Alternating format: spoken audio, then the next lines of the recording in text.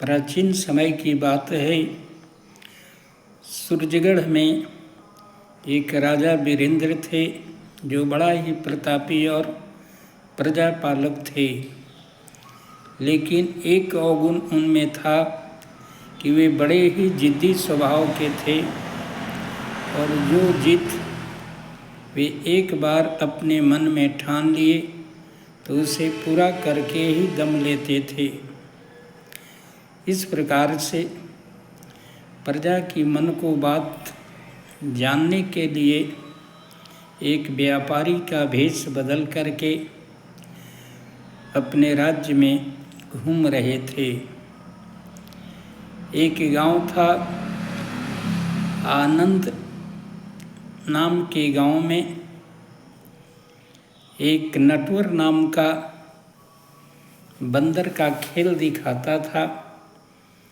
उसकी बेटी ललिता थी और उसकी पत्नी नंदिनी। बंदर बड़ा ही तीव्र बुद्धि का था, नकलची था और नटवर खेल दिखा करके लोगों का मनोरंजन करता था। राजा भी भेष बदल करके एक व्यापारी के रूप में बंदर के खेल को देख रहे थे। खेल को देख करके, बंदर की बुद्धिमत्ता को देख करके बड़ा ही प्रसन्न हुए और खेल के अंत में नटवर से पूछते हैं कि तुम बंदर को बेचोगे? नटवर कहता है, महाराज, एक यह बंदर ही नहीं है, यह हमारे घर का सदस्य है। हम लोग इसके बिना अधूरा हैं और हम लोग के बिना यह भी अधूरा है। इसलिए न हम लोग इसके बिना सुखी रह सकते हैं और न यह बंदर हम लोगों के बिना खुश रह सकता है। इसलिए इस बंदर को मैं नहीं बेचना चाहता। लेकिन राजा बड़े ही जिद्दी स्वभाव के थे। अपने जिद के आगे नटवर को झुकना पड़ा और 1000 स्वर्ण मुद्रा में बंदर को खरीद लेते हैं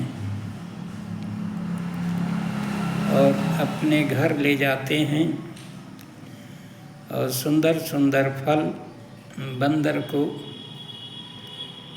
अपने आदमियों से खिलवाने लगते हैं।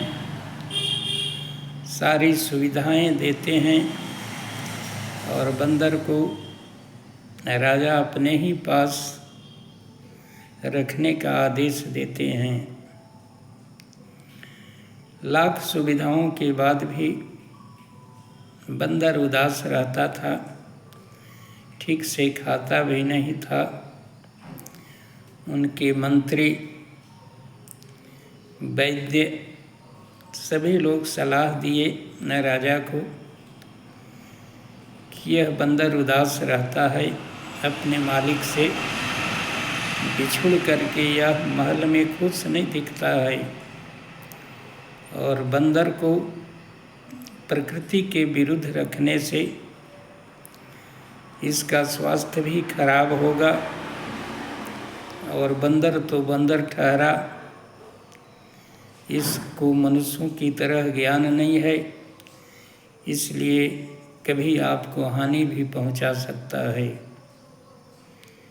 एक दिन रात्रि के समय एक मक्खी राजा के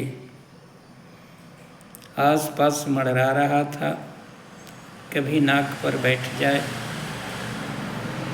कभी कहीं। बंदर को गुस्सा आया, आसपास देखने लगा और एक तलवार मिल गया। उसे उठा करके मक्खी को मारने के लिए ज्यों ही ऊपर से उठाया त्यों ही अचानक संयोग से राजा की नींद खुल गई और देखे तो आश्चर्यचकित हो गए कि मक्खी के पीछे बंदर तलवार लेके दौड़ रहा है। राजा तुरंत ही समझ गए कि कुछ भी हमारे साथ हो सकता था, ये तो संयोग था कि नींद खुल गई। इसलिए सुबह होते हुए